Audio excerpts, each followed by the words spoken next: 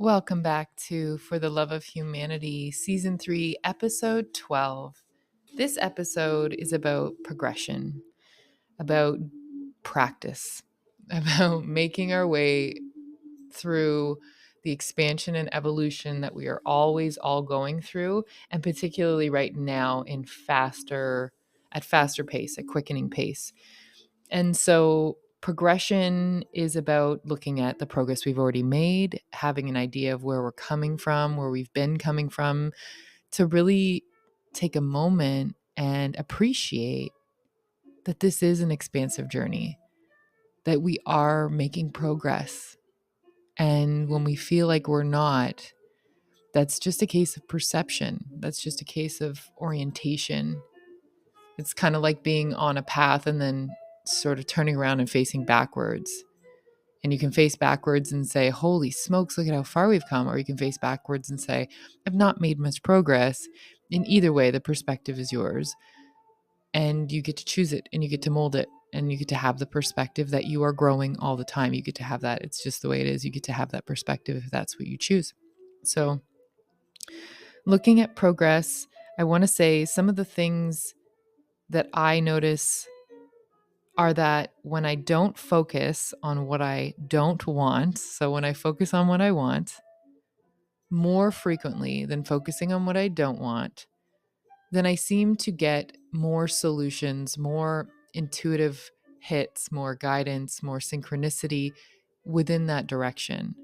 Because opening and expanding to the consciousness of this being a mirror, of everything being a mirror, means that what you're focusing on, what you're energizing, what you're orienting towards is what you're going to get information, data, energy, experiences. Like that's what you're getting served up. What you're focusing on, what you're facing, what you're choosing is what you're going to get more of.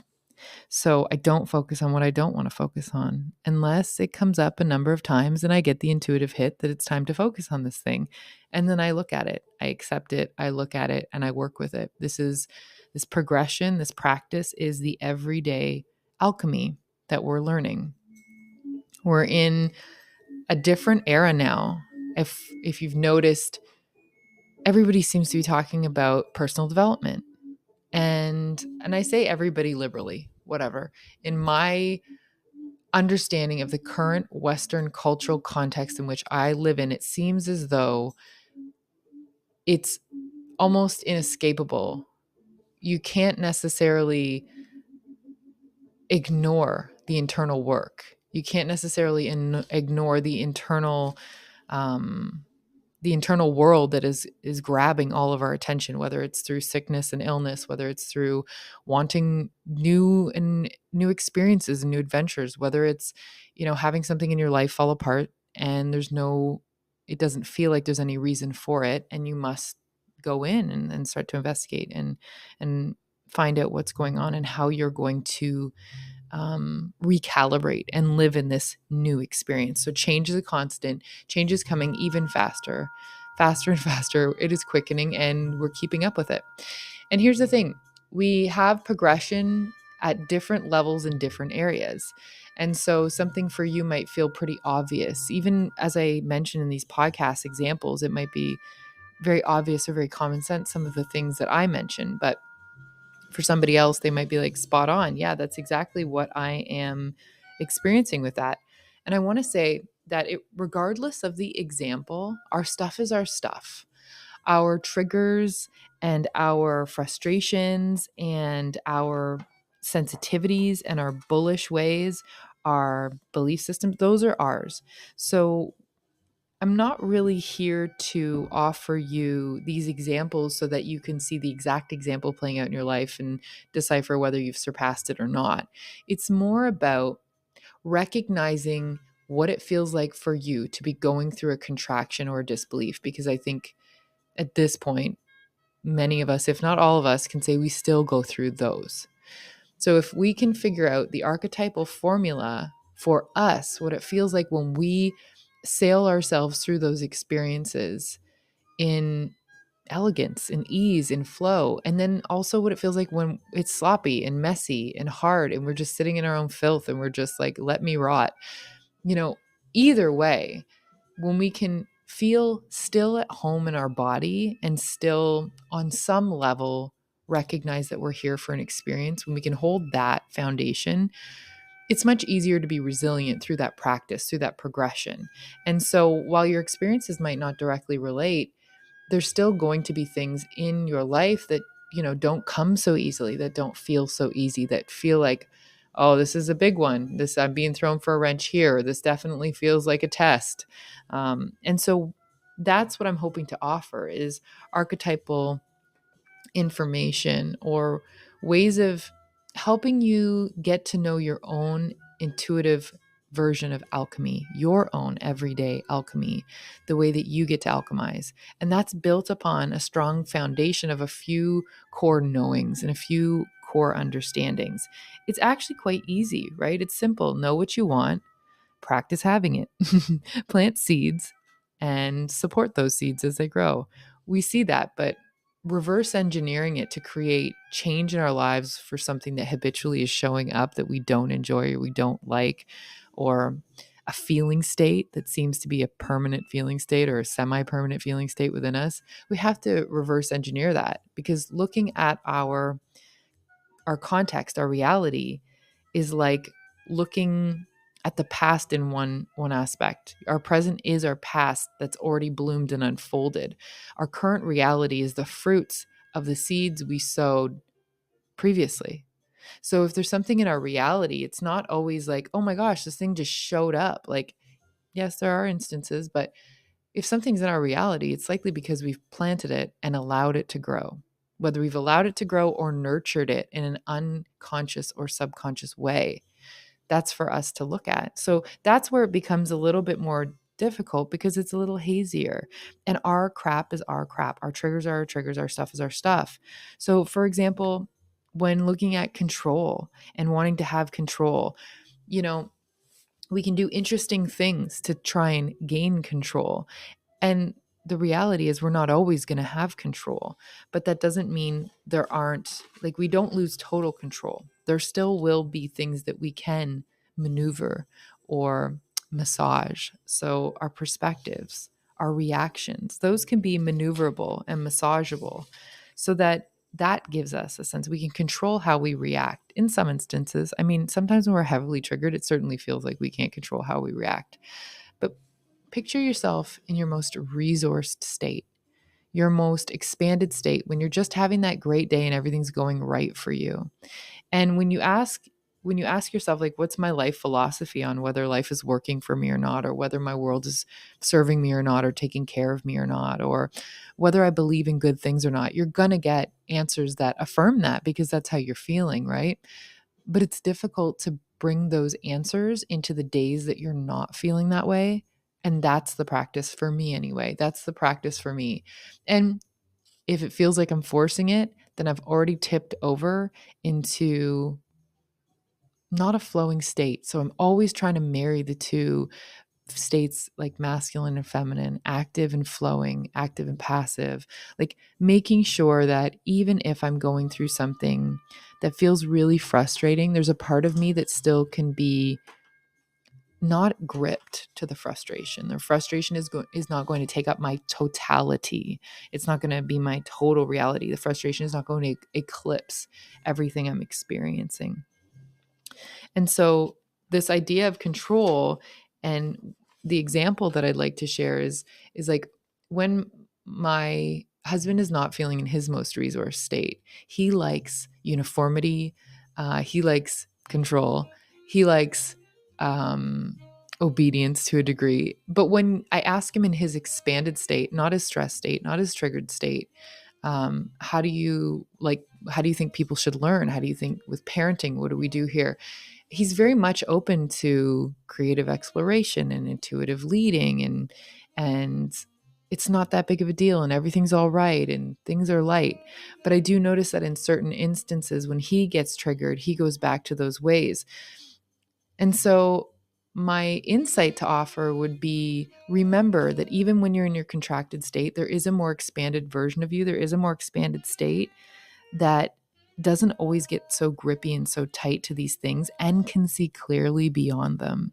When we get in that triggered state, we get hazy. We know this. We know that we don't see things as clearly. We know that we don't access those higher feeling states. We don't access those higher truths always unless we've practiced. Unless we've kept our ability to become neutral in a moment, whether that's using our breath, whether that's becoming calm, whether that's taking a moment, whatever it is a practice. And so the things in your life that you feel like you don't have a grip on or control over, the recipe could be acceptance, the recipe could be pivoting, the recipe could be a different action. And you have to be intuitive enough to know what gear to shift into. It's not one size fits all, one remedy fits all. It's really coming to terms with what is my internal alchemy? How do I do this? How do I maneuver through my alchemy? And this is a simple process in theory, but we get to reverse engineer it and start to look at, okay, well, what seeds do I want to plant now for the next season that would feel better and more aligned and more expanded, as opposed to, just experiencing what I've unconsciously planted, or I planted in a survival state, or I planted in a state of thinking that was really important to me, but it wasn't. So that sometimes becomes a tricky point, is figuring out, what do you actually want? What do you actually enjoy? What is the highest thing right now you could reach for, that you could think of to start planting? And the limitations we put on ourselves, like, oh, that's not realistic. Well, I'm not going to change that, or that won't work, or that goes against what, those can be foggy too, because often those limitations are plugged in with a trigger, or with some sort of coerced belief, like inherited perspective, and inherited limited perspective that's not actually reality. And on your best day, you'd transcend it. And on your worst day, you'd obey it without even realizing, and being an autopilot. So try to remember, when you start to feel that contraction, that trigger, that this isn't all of you, and this isn't all the circumstance, and you've come through these circumstances many a times, and that there's elevated ways to come through the circumstances. Like, if you think it's just like gritting your teeth, white knuckling it, and like having a drink at the end of the day that gets you through it, if you think about that in perpetuity over and over again, how sustainable is that solution, right? And ideally, you want to be meeting your day and enjoying it. It's not to say that you're going to get everything you want every single day. It's to say that you're able to find something that resonates with you through every experience. You'll find the gold, which is the alchemy. And so the good thing is, that we can change, that we're always changing. And I know for me at times, that change, that constant change, felt like, oh goodness, that just feels like something I have to be what do you mean? You just get to like something and it gets ripped, the carpet gets pulled out from underneath you. So at times I would go into the extremes of what I knew to be true. Oh gosh, change is a constant. Well, what's the worst case scenario of change? You're really enjoying something and you get sidelined by something. What's the best thing about change? Well, the best thing is, that you're getting to experience variety. How exciting. What's the other good thing about change? Well, when you're in a crappy situation, change will come and it will usher you along in the river of life and move you to the next experience. And it's it's exciting because we can mold, and we can respond, and we can activate. So we can choose change. We can respond to change when it meets us. We can choose to be activated by change and create something new. And as I said, we don't control it all. And that's not necessarily a bad thing. And it's not necessary to control it all. There are so many moments in my life where, if I had my way and if I had my control, the outcome would have been inferior, because of the limitations that I was experiencing at the time, or because of the ceiling that I put on what I could experience. We hear this all the time. And that's why this episode is about practice. We know these things, but why is it that this knowledge slips away from us when we're overly activated? It's just about practice. It's just about working with it. This is connected to power versus force, and knowing our inherent power.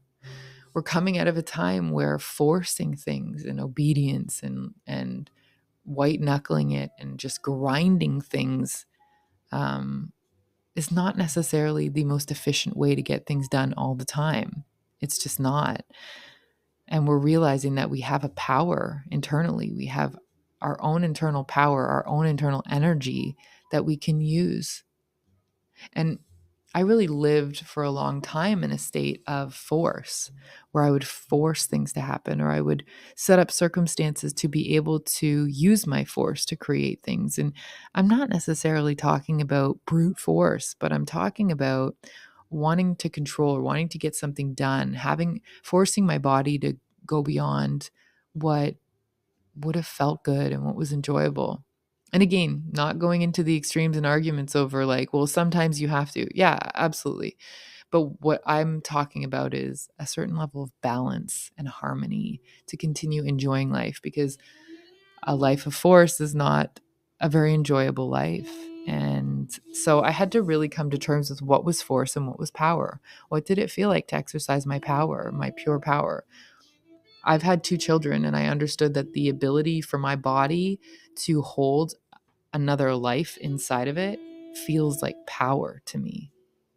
And power feels different to every individual, but every individual has a feminine internally. They get to feel the power of birthing, rebirthing, dissolving, the power of the womb space. That is just simply power. When we clear all the clutter and we just sit and make space and we get to feel that inherent power inside of us, there's no denying that it exists.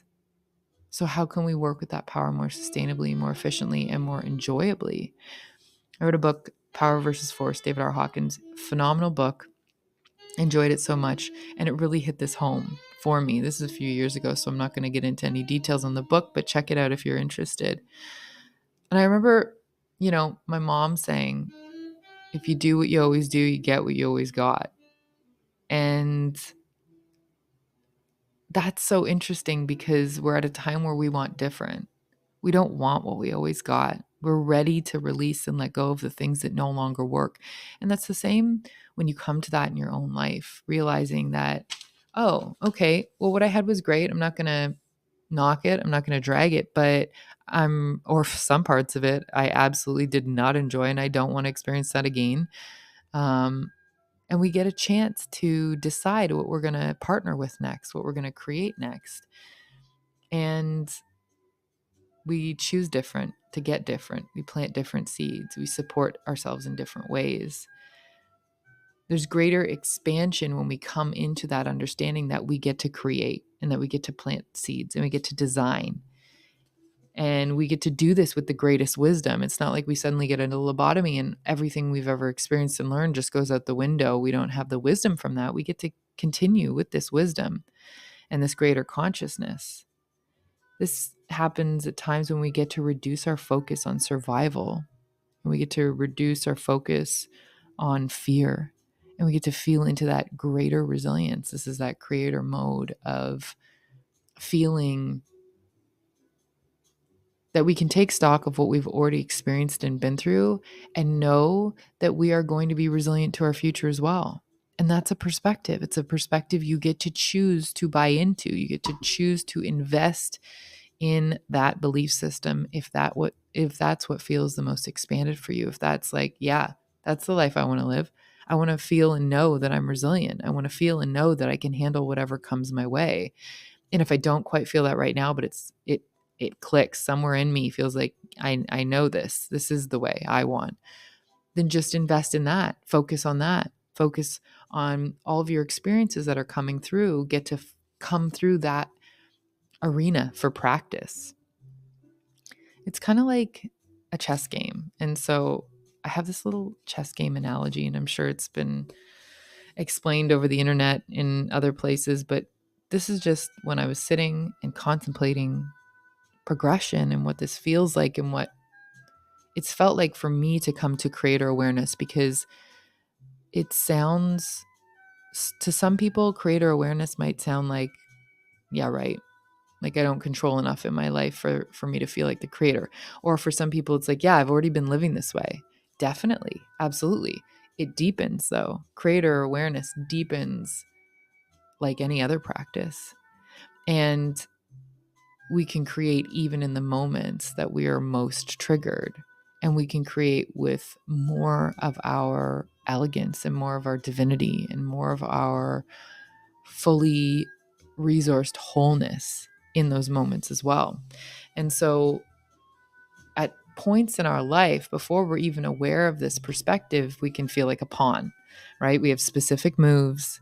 There's a specific ideology, whether that's personal or collective, that we seem to have to play within and fit within. And these are the ideology. By ideology, I mean like belief systems or codes of conduct that we do that we just don't question.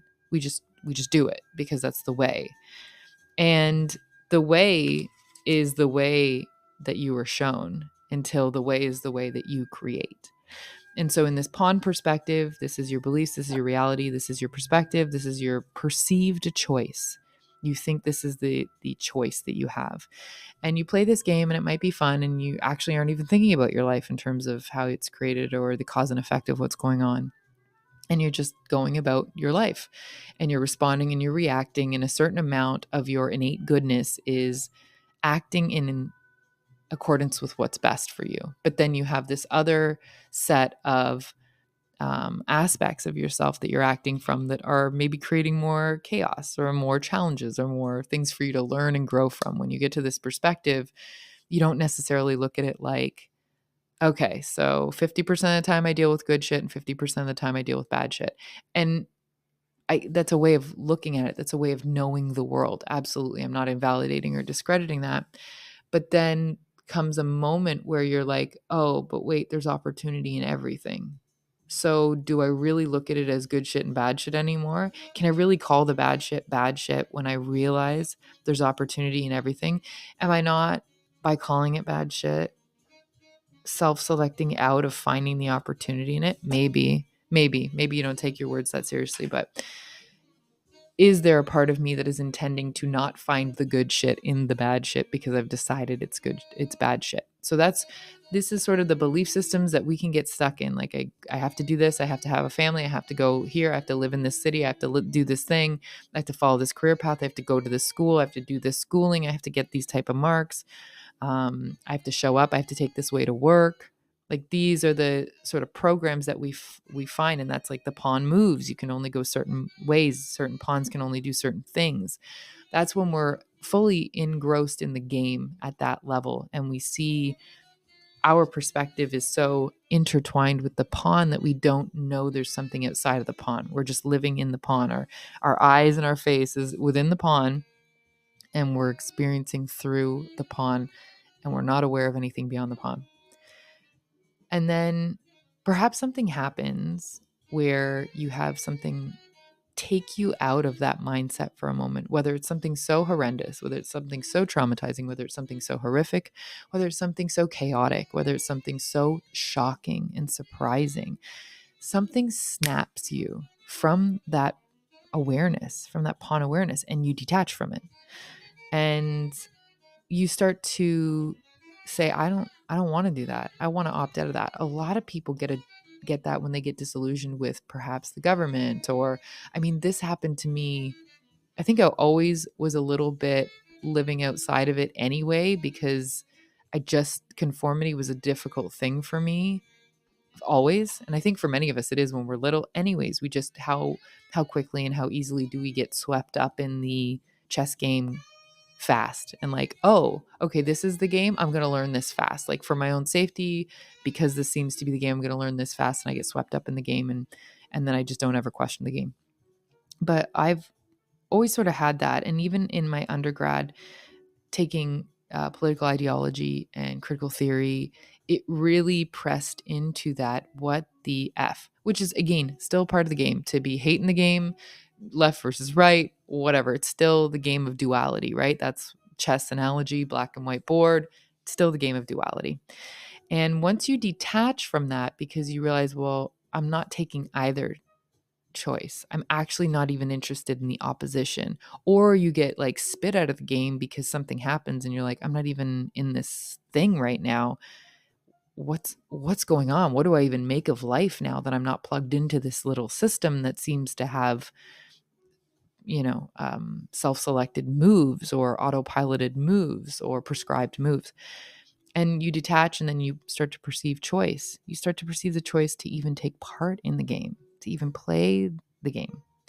And this detached perspective allows you to choose. It gives you room. It gets you to pull back and peel back from the auto choice.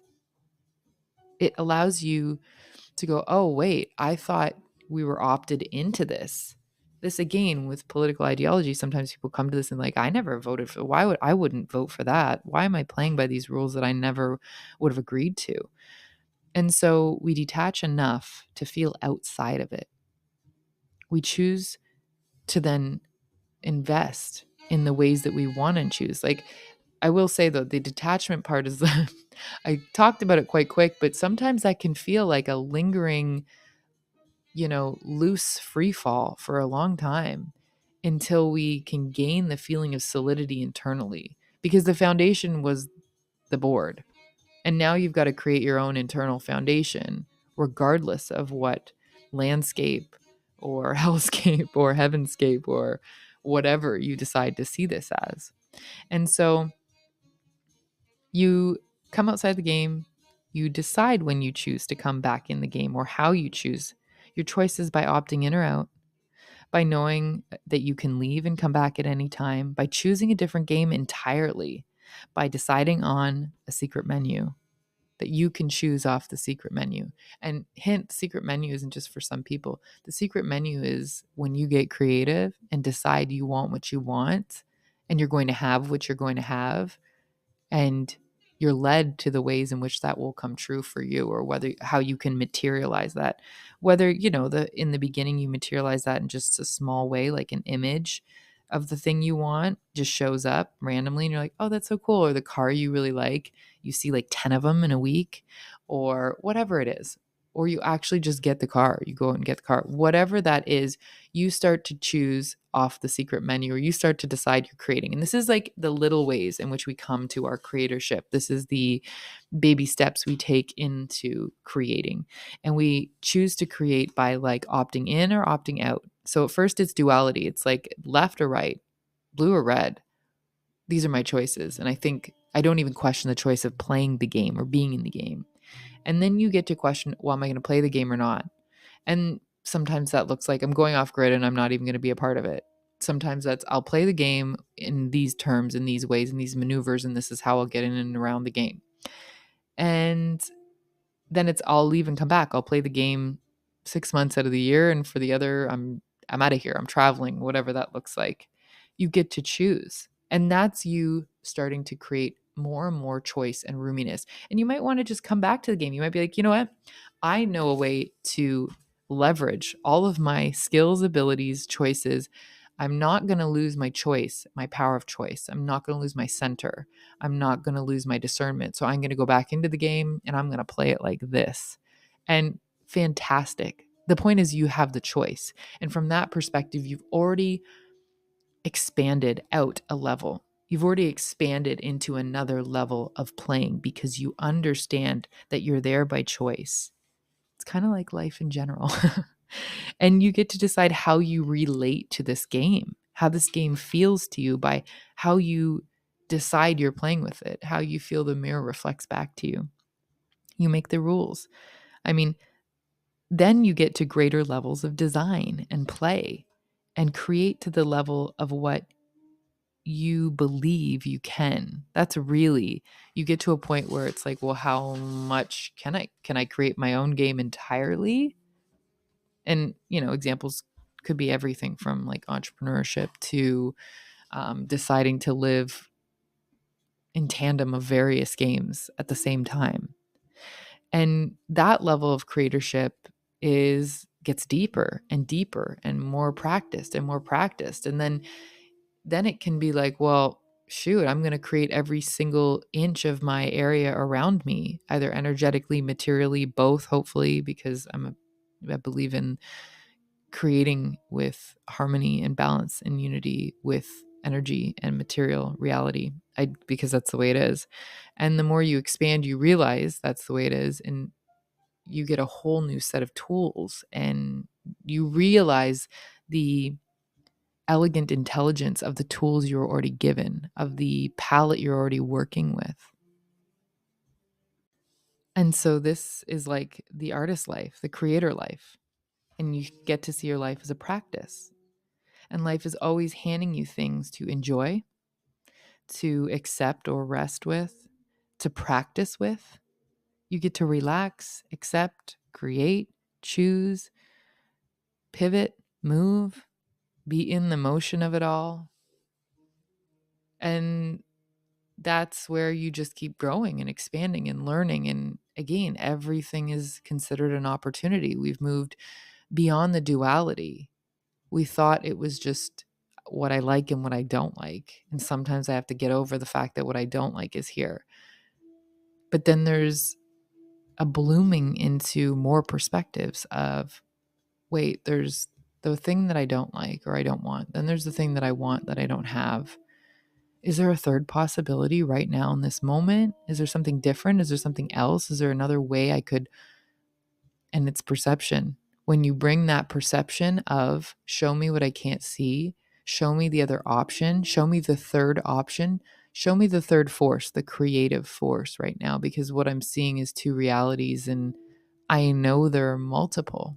I know there are infinite possibilities and choices for how this could turn out, for how this could go, for how I could respond, for how I could be received, for how I could act.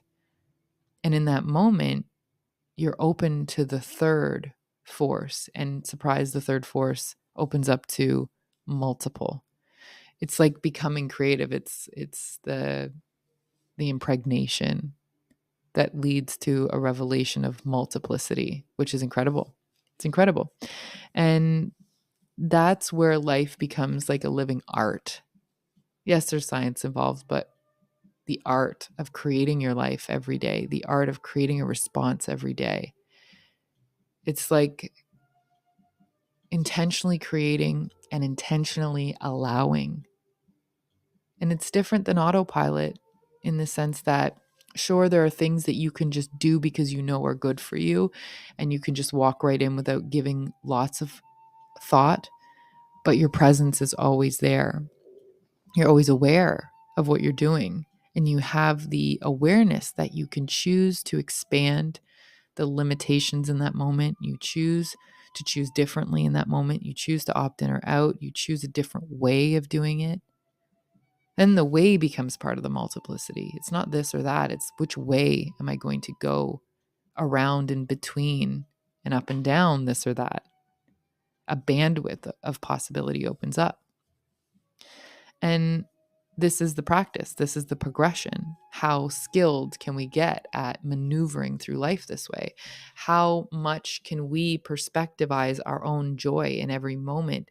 How much can we enjoy the richness and full-bodiedness of this human experience and this human body we're in? And that's the acceptance part. That's the I accept what's coming to me.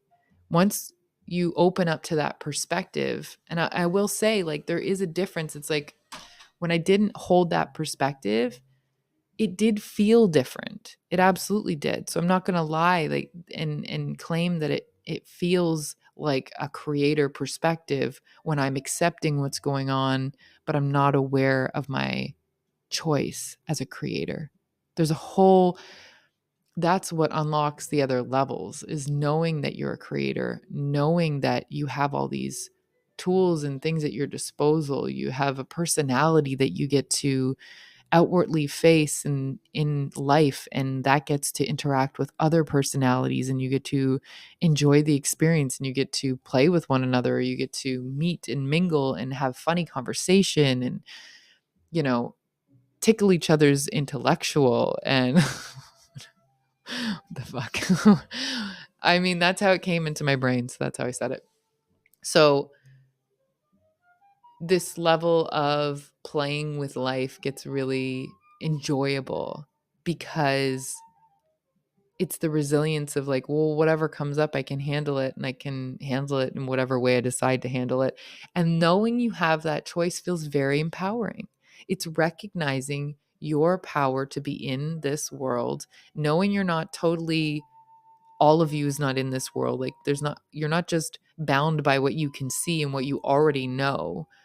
You know that there's a road in front of you with limitless potential. Like you are not even fully made yet, and you won't be fully made yet the whole time you're here. Wow.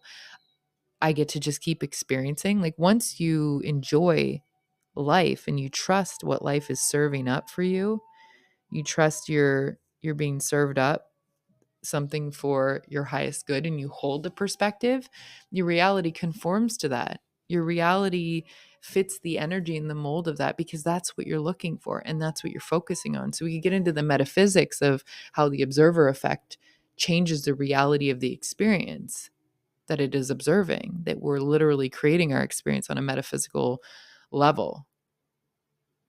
But at the same time, we're creating it because intellectually we've decided to look at it a certain way. And what we decide to look for eventually reveals itself to us. So, on an intellectual level, yeah, and arguably as you go expand out and out, they're the same thing.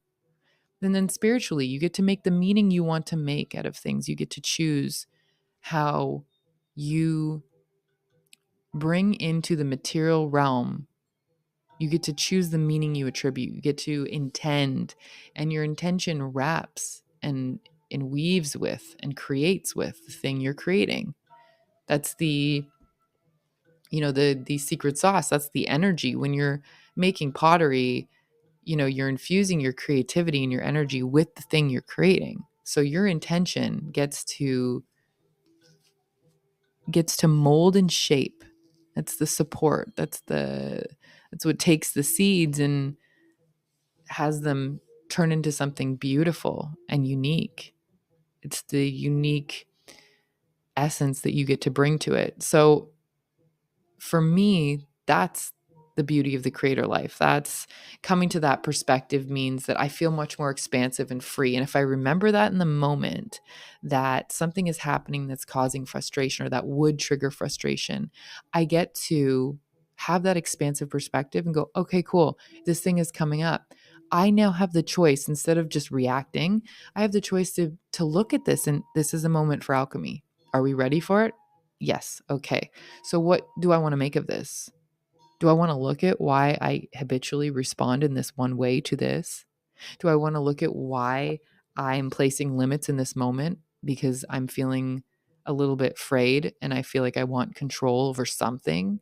Okay, we can accept it all. It's so crazy to be a human and to have the incredible minds we have means we get to walk the paradox of acceptance while acting, of surrender while engaging. We get to do two things at once that creates this magical third experience.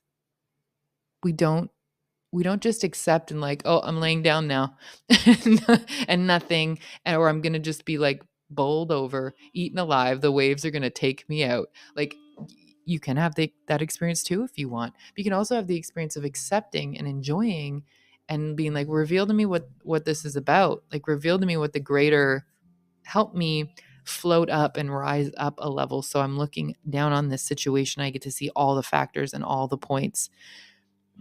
I get to feel my own compassion. I get to feel that I am bigger than this situation. I get to feel my values. I get to feel my foundation of what I already believe to be true. And that brings me into my fully resourced self, where it's like you have all the colors to paint with. Which one do you want to paint with? It's not just about erase, delete, cover up, white knuckle through it, bust through it, burn it up. Like you get all these choices. I get to paint with this thing. I used to think that I had to just like torch this thing to get it out of my purview, to get it out of my space. But I can actually work with it. I can actually mold it. Oh, shoot, there's good stuff here. I can work with this. And that's the alchemy. That's the everyday alchemy that's unique to you. And it is unique to you because it's your past experiences, it's your wisdom accumulated that allows you to alchemize in your unique way. We're just not taught to be confident with this intuitive side of moving through the world. And this intuitive side is deeply spiritual for each one of us. That's what the meaning we make of the unseen, the meaning we make of how we know we're here by divine right, how we know our body is supposed to work with us and give us a good life and we're meant to give it a good life. Like how we know these values and these principles and these archetypal experiences of being a human being, how we know to trust in them and trust that they are good and that we're meant to enjoy and be happy, that is our spirituality. On a very basic and crude way of explaining it, that's ours. It's yours, it's mine, it's personal. And we get to define it and we get to use it in the way that we want to use it that's best for us. We can even use it in the way that's not best for us. It doesn't actually matter in terms of what other people's opinions are. If we decided to rot in bed for the rest of our lives, we could. I'm sure, there'd be the external world attempting to, intervene in that experience. But you get this body. It's like going out on the road. You go out on the road and you trust that you're going to be safe. Otherwise, people wouldn't go out on the road. Is there a possibility of a car accident every time you go out on the road? Yeah. Yeah, but we don't focus on that because we wouldn't be able to function if we did. And we got to get to the places we got to get to. And some of us, that's like, I got to get to work every single day and I got to drive the 401 or the major highway every single day. And so I have made peace with that. I have accepted that I am on the road and that I'm not going to die every time I get in the car. We don't hyperfixate, hyperfocus on that. But yet the things that feel like big worries, we sometimes have a hard time putting that in perspective. But when we realize and we bring in the trust and we have that spirituality about it, and for some, the spirituality might be odds are not happening. Cool. Odds are, there's still an element of trust in playing the odds. So we're all being intuitive anyway. Why not maximize it? Why not use it for our highest good? Why not use it for our best outcome? Like, use the hell out of these tools and gifts. Use our spirituality because we have it. It's our divine right. We get to determine. We get to determine meaning. We get to perspectivize. We get to believe in the unseen, and we get to make the unseen whatever we need it to be while we're here. We have a personality that knows how to communicate with people, that knows how to show love and compassion, that knows how to show any emotion, that knows how to connect with people. Use it. Use it. It's not, when I used to use my personality in a reactionary way to get what I wanted, it was great. And then I was like, went through the spiritual trap of, get rid of ego, all of it right now, get rid of personality. That's so ridiculous. We're going to have to detach from it anyway at some point. Let's try and not be in our ego and our personality, and let's be basically, nothingness. And that, and then I want to come play the game. I want to be back. I want to be in reality. I've got this wonderful personality that I've accumulated over time, and let's make it the shiniest golden piece that I can come out to engage with. And so we have personality, we have spirituality, we have our bodies, we have the ability to manifest in a masculine way. We have the ability to create with our bare hands, to mold things, to, weed a garden and self-select plants and plant them and decide what that's going to look like. We have that. And we have the ability to naturally have ourselves drawn to a place that has the most beautiful wild garden that we can look at as well, or a place that already has a garden built that we can go and look at, where we don't have to toil in it. We get all of the experiences. We get to appreciate what's already here, and we get to create what's not here yet and weave our unique soul expression into it. And so this alchemy is your unique process. It's unique to your composition, your beliefs, and it's a deepening practice like anything. We get to dissolve, we get to lift, we get to see the inherent lesson, the inherent goodness, the inherent opportunity.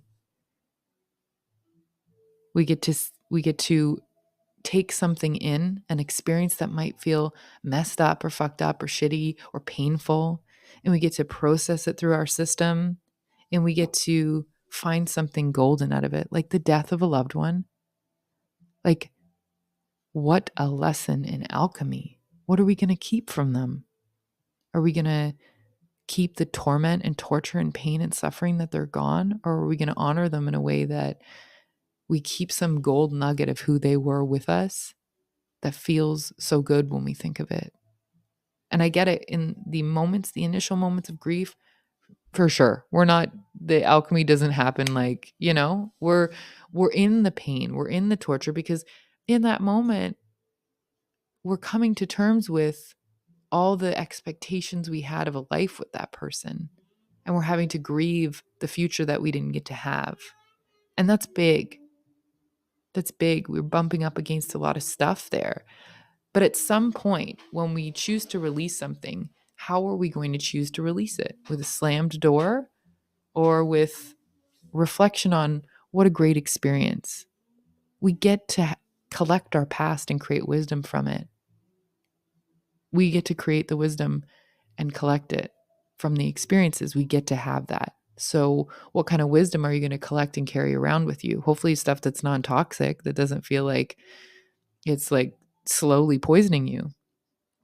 And so, we get the opportunity to do this. And this is what alchemy gives us. And we get to gain and we get to gather the gold from the muddiness or the confusion or the chaos or the raw materials. We get to create colostrum. We get to create that golden elixir from our experience. This is the spiritual alchemy. This is the everyday alchemy. It's intuitive. It's through your own process. So how do you best do it?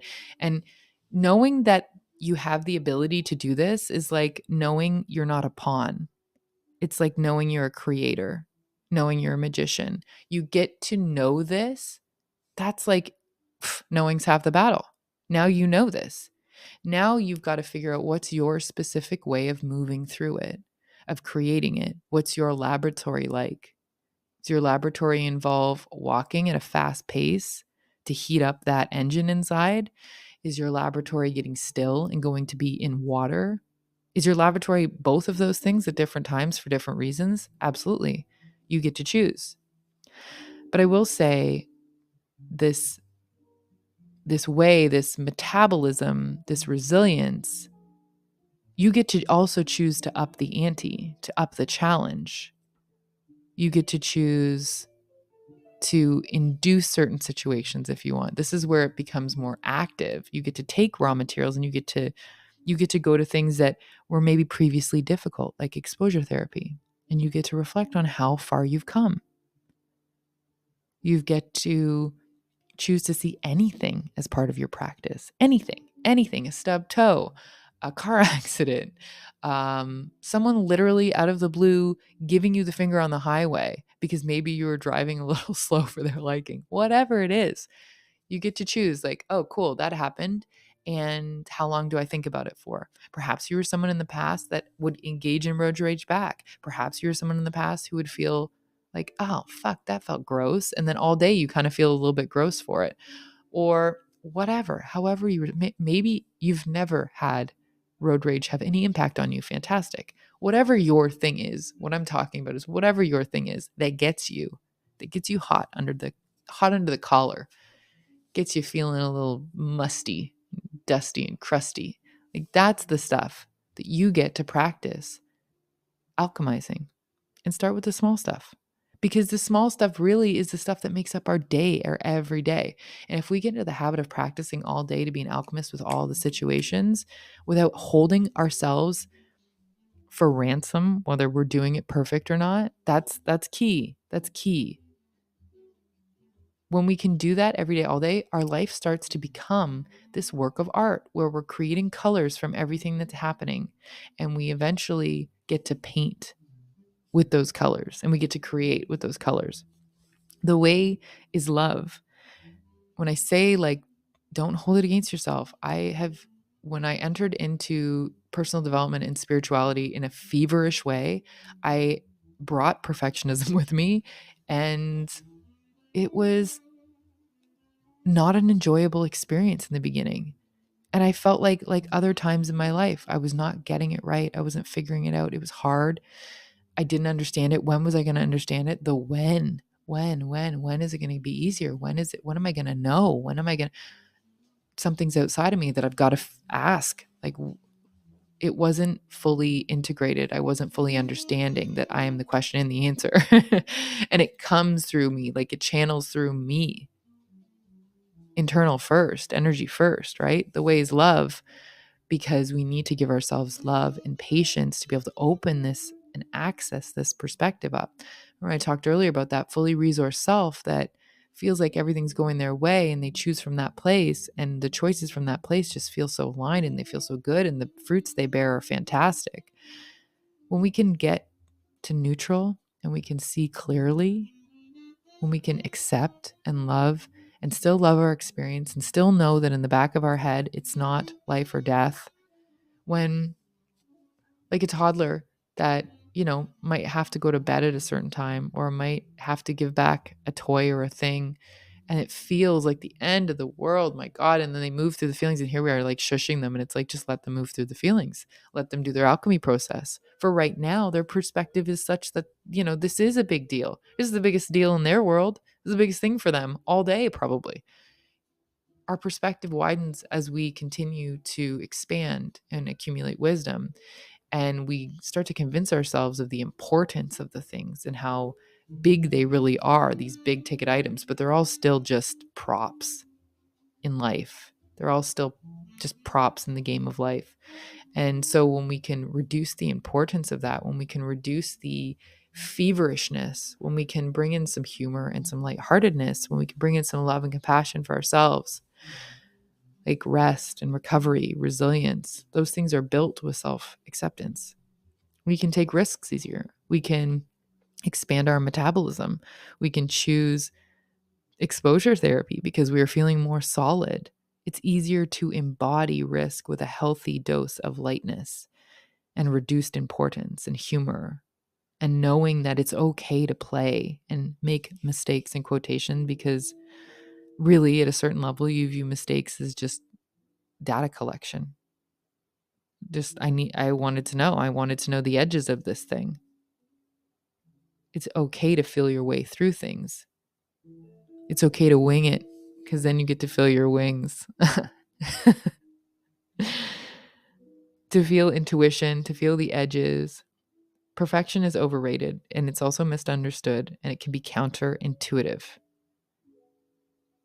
And we're not always going to fully enjoy. We're not going to always enjoy something 100%. There are things in life that we'll probably not enjoy 100%.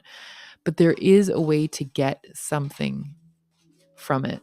There is a way to get something, even if it's just being faster on your feet with being funny, being lighter on your feet with responding, realizing how resilient you are, realizing how far you've come. So we get to use our parts in harmony, in synchronicity. We get to intuitively switch gears. We get to use our personality that we've developed. We get to use our body that we've grown. We get to use our mind in conjunction with us. There was a time where I felt my mind was against me. My goodness. I felt like, mind, why are you making this so difficult for me? Oh, that's my mind thinking that. Shoot.